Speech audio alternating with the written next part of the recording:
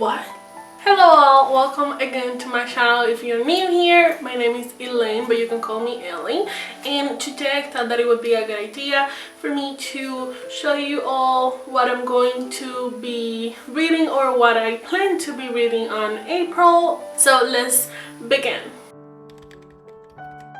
First, I'm going to go with a classic, and it is A Room with a View by Ian Foster. I have heard a lot of good things about this book and I have never read it. I bought this book a while back and I haven't read it yet. I don't even know why, but I have heard that it is a perfect book to buy or to read for spring, and I am a mood reader, so I guess I'm going to read it this spring. I really want to do it this month.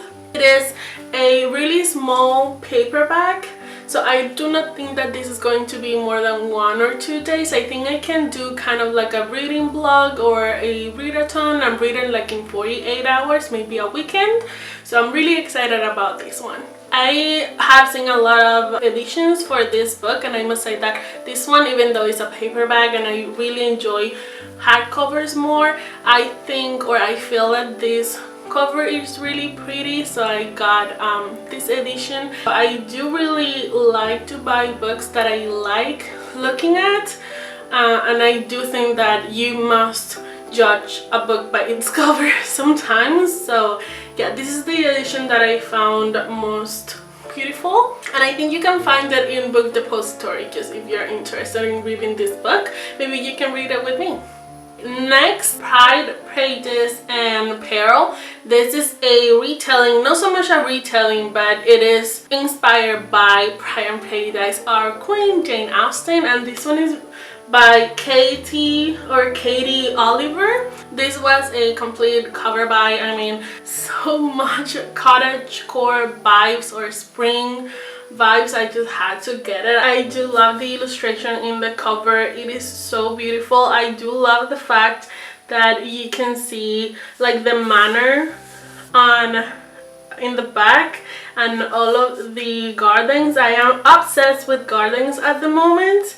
You can also see the cat everywhere. Next one in our TBR for April is going to be Longbourn by Joe Baker. This one is a novel. As you can see, all of the ones that I'm showing you right now, they're really short, so I do think that I can finish it really quickly. This one, for example, has only like 331 pages, so I think that I can read that in like 2 days or less. I had one that I really liked in Christmas when I was reading books that made me feel cozy and warm, and that was a Christmas by Gaslight, is it? Well, it was a Victorian novella and it was really short. It has like 300 pages as well, and I read it in a night. Next up is going to be Dowry of Blood. This book, I bought it or I got it last fall. I got it after Halloween and I wanted to read it for Halloween, but I didn't have the opportunity because it was late,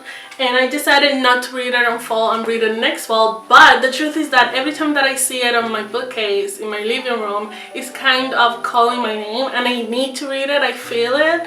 So I'm going just to make believe I'm in fall. I'm going to take my candle, my pumpkin candle, and I'm going to, I don't know, put like a fireplace in my TV and make believe that I'm in fall, and I'm going to read it. Creatures like us live a long time. There is no horror left in this world that can surprise me. Eventually, even your death becomes its own sort of inevitability.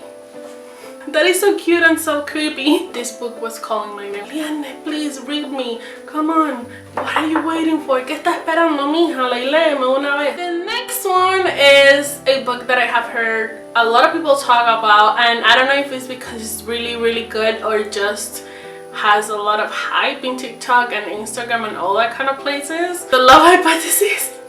I was not sure when I was getting this book, just because I do not like to follow a lot of big hyped books. I do not like to get them and then read them because I do feel disappointed most of the time.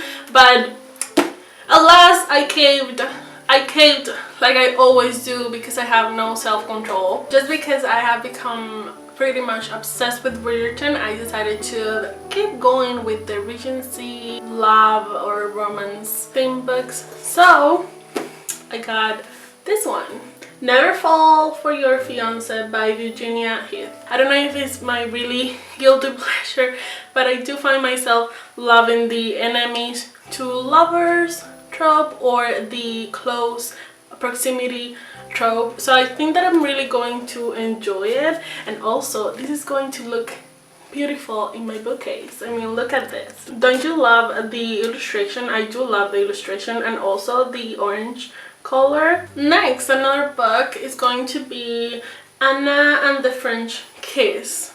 Tell me that you don't love this cover. I love it. It has stencil edges. Fall in love all over again with Anna and the Etienne in the City of Light. It is going to be beautiful, and everyone knows that Paris is the city of love, so everything that happens there has to be amazing. But that next one is going to be The Beautiful Ones. I chose the paperback because I really enjoyed the cover, and also it is really floppy. Like, you don't have to be a monster and crack the spine. Next, this is a book that I got, or that I have since a long time ago. I'm trying to minimize the amount of books that I haven't read that are currently in my bookcase before I get more. So I am going to read The Victorian and the Romantic, a memoir, a love story, and a friendship across time. In 1857, English novelist Elizabeth Gaskell left behind her dull minister husband and their dreary provincial city and set out with her daughters for Rome. There she met a dazzling group of artists and writers, among them the American critic Charles Eliot Norton, and began a romance with the city, with her new friends, and with Norton in particular. 17 years her junior, Norton was her one true love.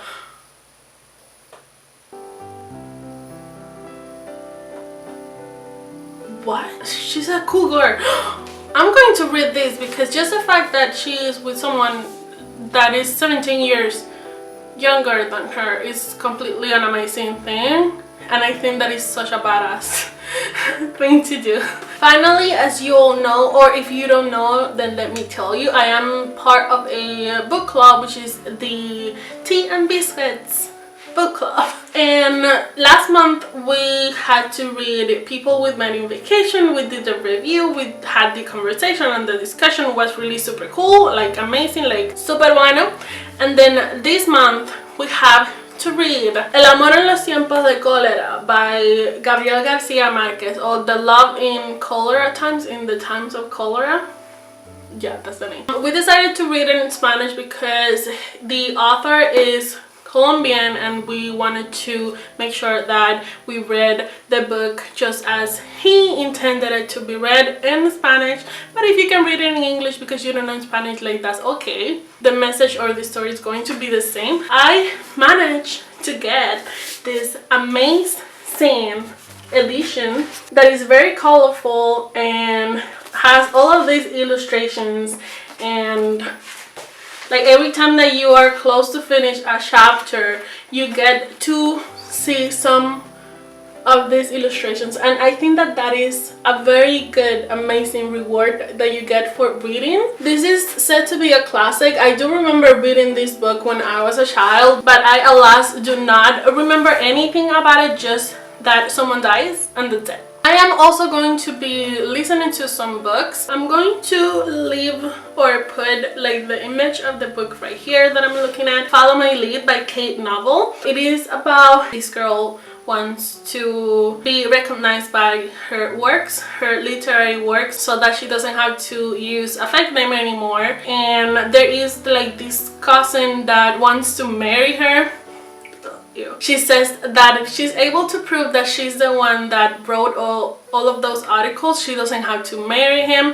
But if she is not able to prove it, then she's going to just marry him. I'm also going to be listening to How to Catch a Wicked Viscount, because again I am obsessed with Bridgerton by Amy Rose Bennett. And also the other one that I'm going to be reading or listening to is going to be The Wife in the Attic by Rose Lerner. And let me tell you a little bit more about that one because I'm really excited about listening to that one. This gothic thriller reinvents one of literature's most twisted love triangles. The Wife in the Attic is perfect for fans of Jane Eyre.